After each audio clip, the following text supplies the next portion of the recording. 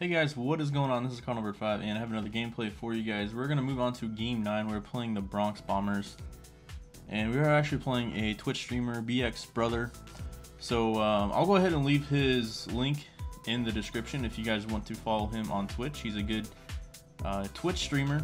And I think this was early in the morning. I think this was his first game of the day. And I've never played him before, but I've seen him in my streams a lot. Real cool guy. So I figured this would be a good game. Haven't played him, so don't really know what to expect though from him. And you can see we are playing at Cleveland, and he has Kluber pitching. Has some pretty nice uniforms, if I say so myself. So hopefully this is a good matchup. So we lead off the game with Mike Trout. We hit, a little dribbler to the third base, kind of run it out. Yeah, kind of a little cheap hit to begin the game. I chased ball forward too. I should have laid off that pitch. And then Kenny Powers comes up and gets hit by the pitch. Looks like he was trying to throw a cutter or slider. It was a slider. It looked like he was a little nervous to begin the game for whatever reason. And then Matthews rips one to first base. And his throw is offline, and that's an error. I'm not sure if he was using throwing meter or what. But now we got bases loaded, and really haven't even done anything yet. But Dawson is going to make him pay for his mistakes. Rips one down the line. That's going to score two, and Dawson's going to get a double out of that. Yeah, it looked like, BX Brother was a little bit nervous in the beginning, or maybe he was just a little rusty, since I'm assuming he just got up and it was his first game of the day. I'm not really sure. But then he throws a cutter in on the hands of Griffey. I was looking slider there, so I kind of swung under it a little bit, overcompensated my PCI. We still have one out though. Hanley comes up, gets one down and in, but I get enough of it to hit it to center field, and that's going to score another run. So we go up 3-0, and I'll take that, even though I'm not really hitting anything great. We have the one big hit this inning, and that's really it. But I will take it. Corey Seager comes up. See if we can get some insurance runs to begin the game. 0-2 count. We chased the pitch down and away. I thought we were on a little bit, but it was pretty low, and he's going to throw me out at first. So we're going to take a 3-0 lead in the first, and we have Vida Blue going on the mound for us.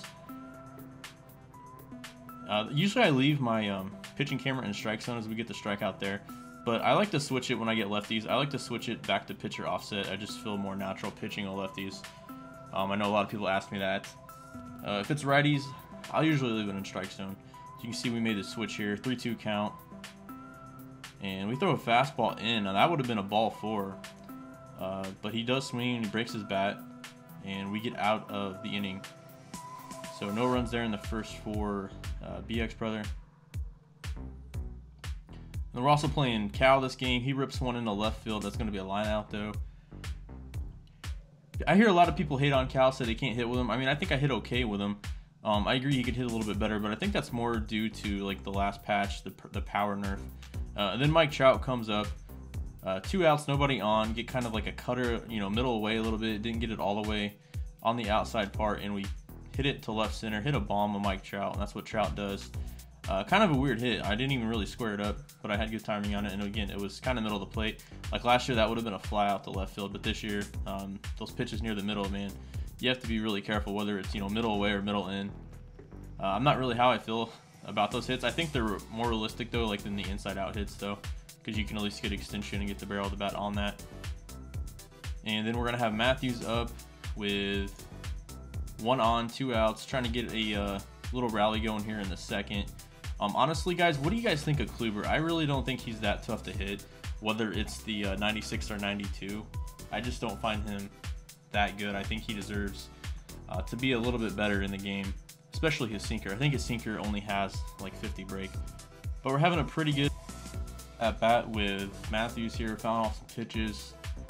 We got Kluber at 43 pitches already, and then we get under one a little bit, and that's going to end the inning. It's going to be a fly out to right field, but we do get another run, so I'll take that 4-0 lead with Vida Blue. Feel pretty comfortable.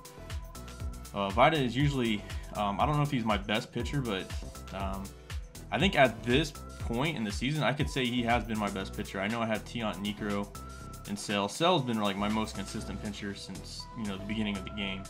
But Vida's been a little bit better than Sale. I don't know if he's better or not. Like I said, the power nerf definitely helps a little bit on that. And then we kind of throw a hanging curveball, and it looks like he swung under that. I'm not sure what was going on. Sometimes that curveball, like down the middle, can do that too, but that's a dangerous pitch. In the next inning, Griffey comes up and hits a bomb to right field. Seems like I haven't done much of Griffey lately, but he does. I don't know. I still really like the card. So I'm still really glad they added it. I think it's, you know, a perfect cover boy for the game. It just, you know, I don't know. Griffey gets a really random topspin sometimes, and it can be disappointing. But man, I still think it's a really good card, and it's kind of disappointing to see people hate on it. Seager rips a line drive into left field.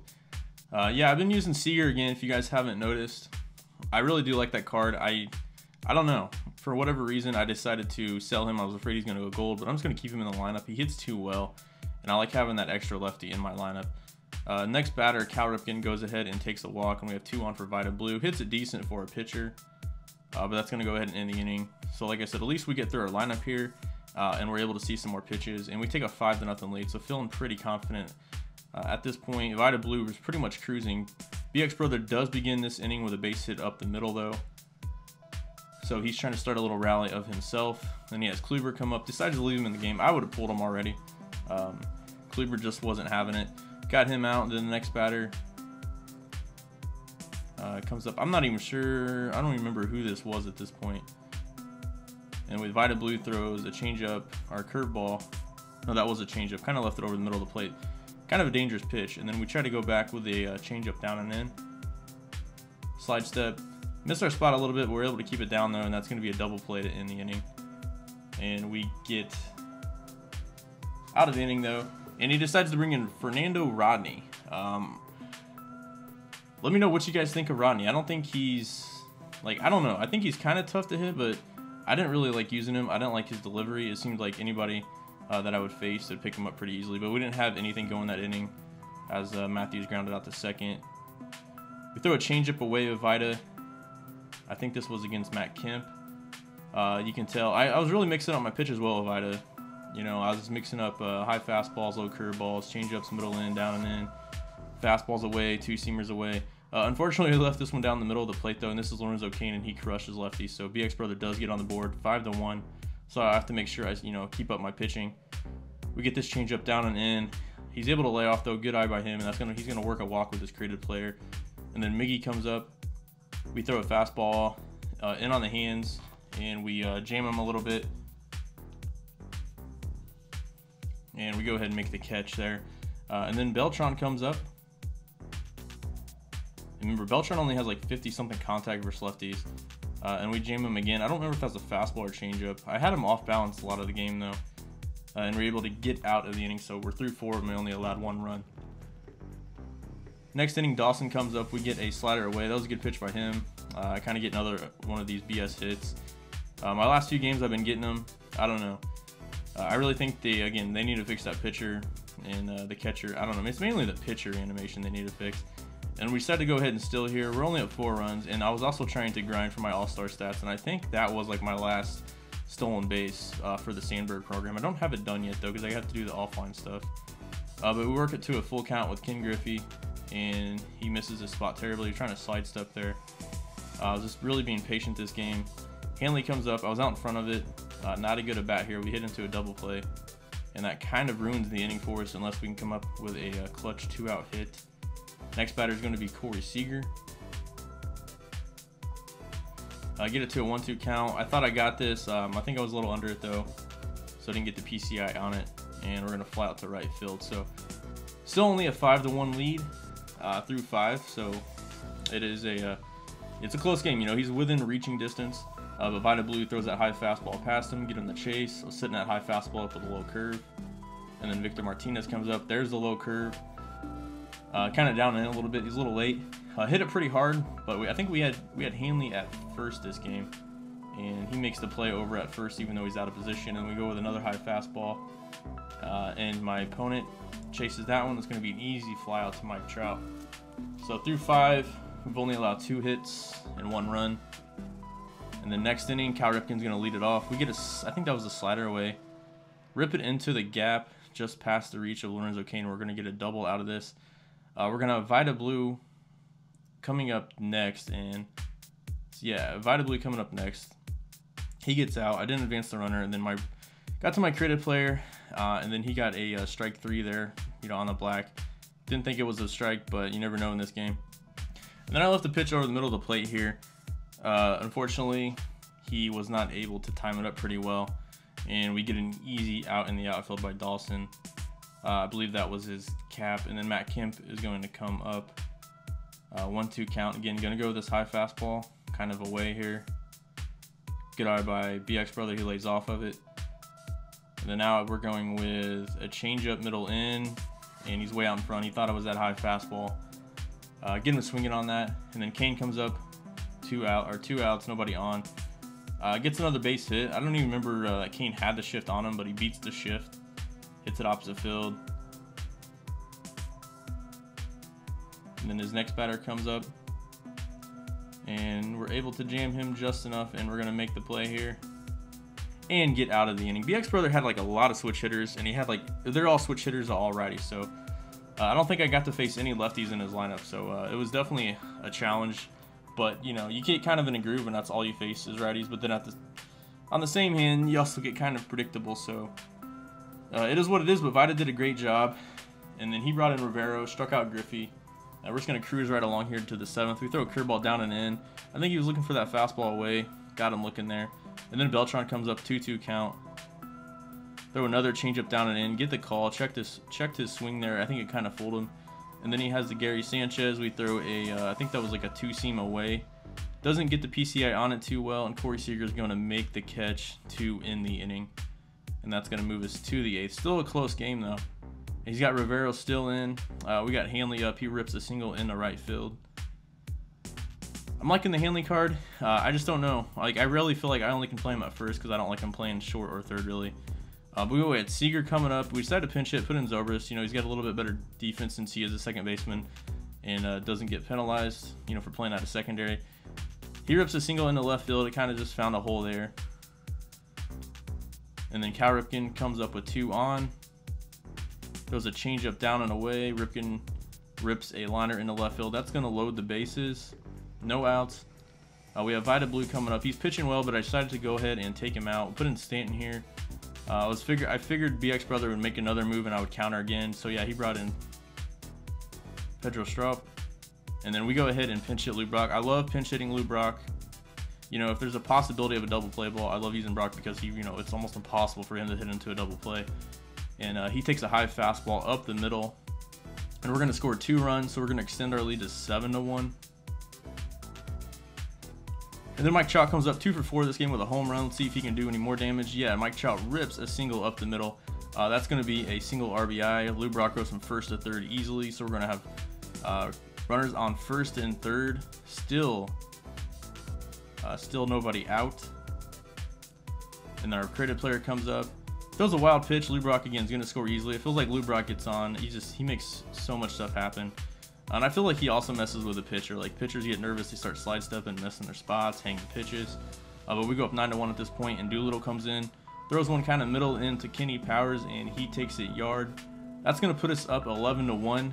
So it's really like 2 bad innings for BX Brothers there. He gave up 6 runs in this inning, and then he gave up 3 runs in the very first. Otherwise, it would have been a much closer game. But we do go up 10 runs there. Dawson lines out. And then Griffey hits one sharply to first, but his first baseman's going to make the play. I'm going to go ahead and bring in Eric Gagne. I haven't really got a chance to use him much, but I am liking him. Kind of show you guys what Eric Gagne is about here. He gets kind of a blue pit with Victor Martinez. See, our guys are playing so deep. I shouldn't even play that deep on Victor because even if he hits it in the gap, it's going to be really hard for him to hit a double. And even if he gets a double, it's going to be hard for him to score on second on a base hit anyways. But we strike out the next batter with a slider away. Then I'll kind of, you know, showcase, you know, what Gagne is about here. He throws a Vulcan change down and in for strike 1. This is Anthony Rizzo. And we throw a curveball down and in. Get him to check a swing again. You can tell he was out in front of it. And then now we're going with that slider middle in on the hands. See if he can lay off of it. It's going to look like a curveball, but it's going to break in on his hands. And we get him out in front swinging and chasing that slider. Then Matt Kemp comes up. Again, we start off with that Vulcan change down and in.